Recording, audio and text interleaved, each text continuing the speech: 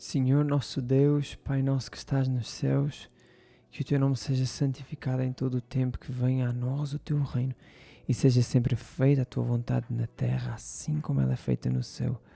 Obrigado, Senhor, pelo pão diário que tu nos dás e perdoa as nossas dívidas, as nossas ofensas, assim como nós perdoamos a quem nos ofende. Não nos deixes cair em tentação, faz com que nós não sejamos hipócritas, Pai, mas em vez disso, livra-nos do mal, em vez de nós cairmos em tentação. Eu peço somente a Ti, porque Teu é o reino, o poder e a glória para todo sempre. Amém. Meus amados irmãos, bem-vindos. Glória a Deus em todo o tempo. Novidades no canal Simeão, é verdade. Eu estou a organizar todas as coisas. Esta semana entrarei de férias do seminário, então eu vou ter muito mais tempo para inovar aqui algumas coisas no canal. Já tive algumas ideias. Estou a preparar algumas coisas, inclusive alguns dispositivos aqui, para eu poder gravar algumas coisas interessantes. Eu não vou dizer nada agora. Eu vou mesmo esperar que vocês... eu vou mesmo fazer com que vocês esperem. Glória a Deus, amados. Vamos continuar aqui a ler Josué, se Deus assim nos permitir, a partir do versículo 24, do capítulo 24, versículo 1. Então Josué reuniu todas as tribos de Israel em Siquém. Convocou também os líderes, os chefes, os juízes e os oficiais de Israel, e todos vieram e se apresentaram diante de Deus.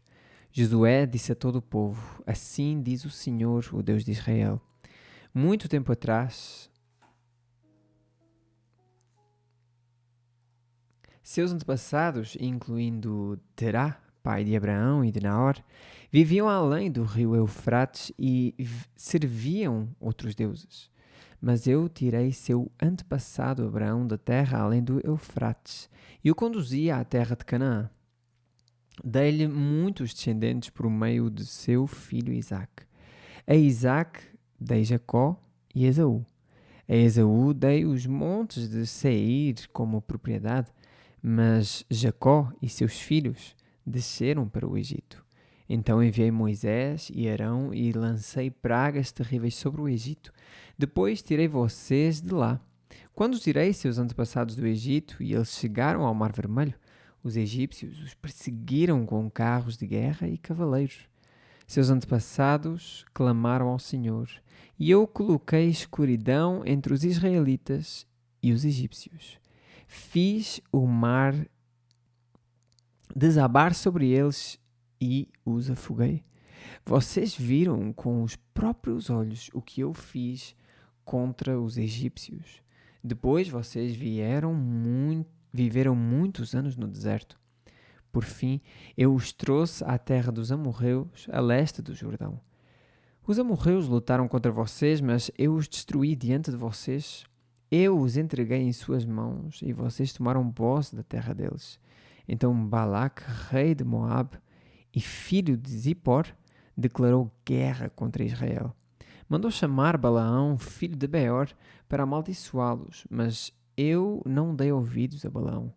Em vez disso, eu fiz que ele os abençoasse e desse modo os livrei de Balaque.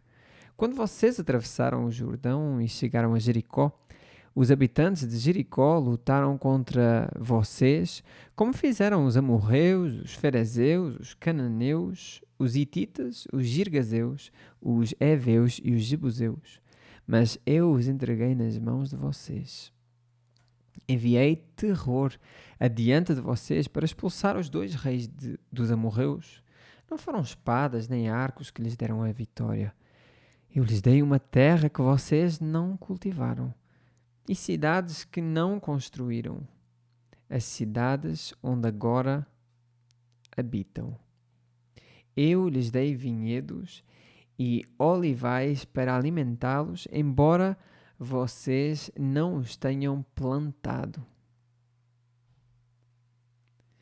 Portanto, temam o Senhor e sirvam-no de todo o coração.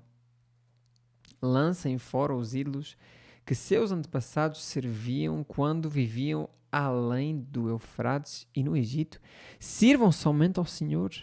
Mas se vocês se recusarem a servir ao Senhor, escolham hoje a quem servirão.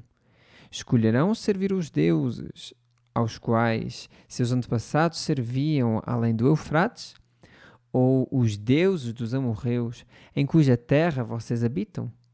Quanto a mim, eu e minha família serviremos ao Senhor. O povo respondeu: jamais abandonaríamos o Senhor para servir outros deuses. Pois foi o Senhor, nosso Deus, que nos libertou e a nossos antepassados da escravidão, da escravidão na terra do Egito. Ele realizou grandes milagres diante de nossos olhos. Enquanto andávamos pelo deserto, cercados de inimigos, ele nos protegeu. O Senhor expulsou de diante de nós os amorreus e todas as nações que viviam nesta terra. Portanto, nós também serviremos ao Senhor, pois só Ele é o nosso Deus. Então Josué advertiu o povo: vocês não são capazes de servir ao Senhor, pois Ele é Deus santo e zeloso. Não perdoará sua rebeldia e seus pecados. Se abandonarem o Senhor e servirem outros deuses, Ele se voltará contra vocês e os exterminará, apesar de tudo o bem que Ele lhes fez. Mas o povo respondeu a Josué: não, nós serviremos ao Senhor. Vocês são testemunhas de sua própria decisão, disse Josué. Escolheram servir ao Senhor. Sim, responderam eles. Somos testemunhas daquilo que dissemos. Pois bem, disse Josué, então lancem fora os falsos deuses que estão em seu meio e voltem o coração para o Senhor, o Deus de Israel. O povo disse a Josué: serviremos ao Senhor nosso Deus e obedeceremos somente a Ele. Naquele dia Josué fez uma aliança com o povo em Siquém e lhes deu decretos e estatutos para obedecerem. Josué registrou todas essas coisas no livro da lei de Deus. Como lembrança do pacto, pegou uma grande pedra e a ergueu debaixo do carvalho junto ao santuário do Senhor. Josué disse a todo o povo: esta pedra ouviu tudo o que o Senhor nos disse. Ela será testemunha contra vocês se cumprirem o que prometeram a Deus. Amados, se nós vemos isto de maneira literal, nós podemos pensar: uma pedra? O que é que isto... Amados, o que isto quer dizer aqui é que aquela pedra vai fazer com que todo o povo se lembre desta ocasião aqui, desta promessa que eles fizeram, ok? Então, aquela pedra não fala por ela própria, mas aquela pedra fala por quê? Porque eles olham para ela e lembram-se da promessa. Então, aquela pedra é como se fosse uma fotografia no nosso celular, por exemplo, ok?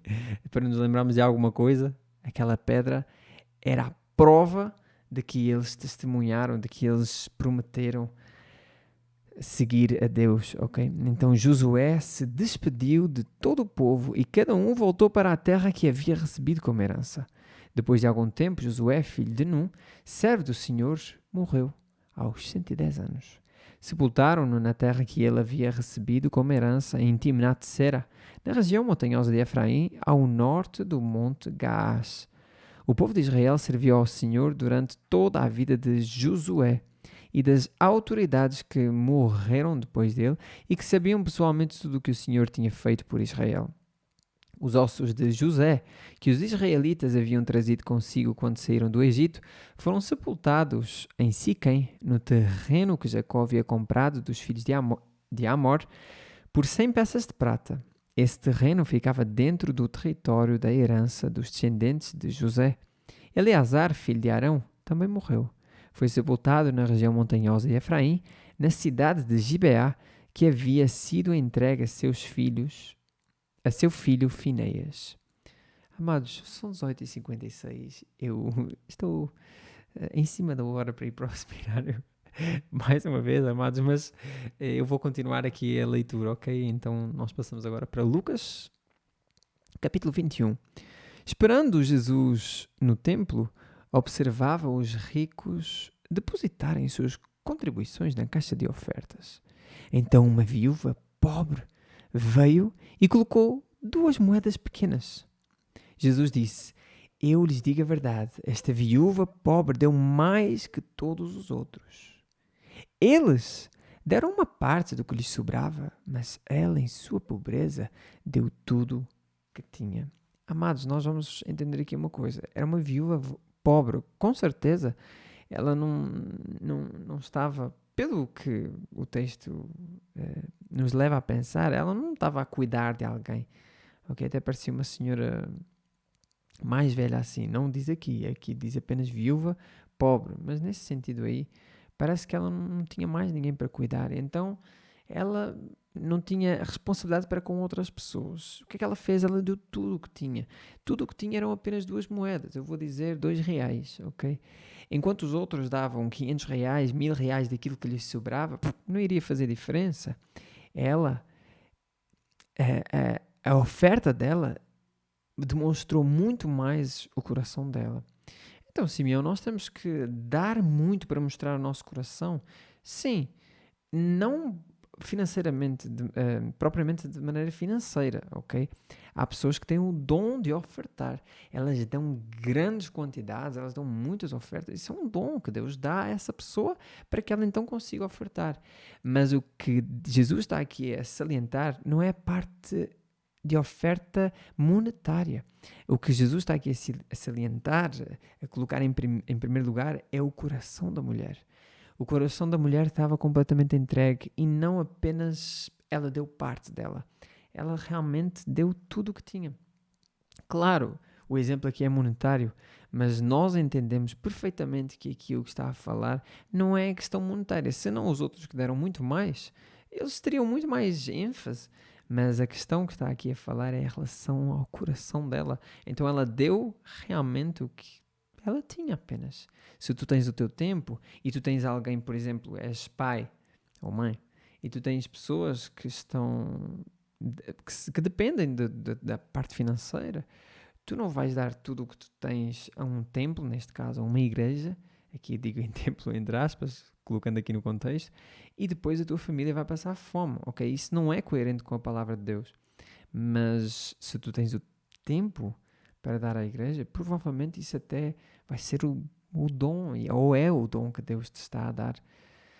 Então não negligencies as pequenas coisas, ok? E dar do que sobra, o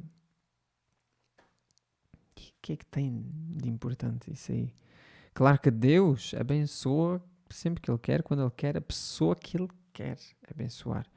Mas se nós podemos dar muito mais, então nós damos, não é?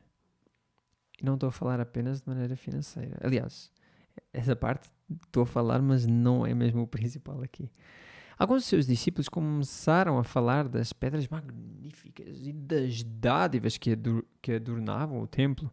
Jesus, porém, disse: virá o dia em que estas pedras serão completamente demolidas. Não restará pedra sobre pedra. Então eles perguntaram: Mestre, quando isso tudo acontecerá? Que sinal indicará para essas coisas, que essas coisas estão prestes a se cumprir? Ele respondeu: não deixem que ninguém os engane, pois muitos virão em meu nome dizendo: eu sou o Cristo, e afirmando: chegou a hora. Mas não acreditem neles. E quando ouvirem falar de guerras e rebeliões, não entrem em pânico. Sim, é necessário que essas coisas aconteçam primeiro, mas ainda não será o fim. E continuou: uma nação guerreará contra a outra e um reino contra o outro. Haverá grandes terremotos, fome e peste em vários lugares e acontecimentos terríveis e grandes sinais no céu. Antes de tudo isso, porém, haverá um tempo de perseguição. Vocês serão arrastados para as sinagogas e prisões, e por minha causa serão julgados diante de reis e governadores. Essa, contudo, será a sua oportunidade de lhes falar sobre mim. Mais uma vez lhes digo que não se preocupem com o modo como responderão às acusações contra vocês, pois eu lhes darei as palavras certas e tanta sabedoria que seus adversários não serão capazes de responder nem contradizer. Nós vimos no livro de Marcos, creio eu, que isto aqui quem dá é o Espírito Santo, ou Mateus, que isto quem dá é o Espírito Santo, mas Jesus está a dizer que é Ele. Ou seja, mostra que Jesus e o Espírito Santo eles estão com o mesmo propósito aqui. Ok? E reparem nisso aqui, mais uma vez eu lhes digo que não se preocupem. Mais uma vez eu lhes digo que não se preocupem. Não se preocupem, não se preocupem com o que vão dizer. Amados, quando nós não conhecemos verdadeiramente a Bíblia Sagrada, nós não conseguimos falar abertamente, nós não conseguimos expor.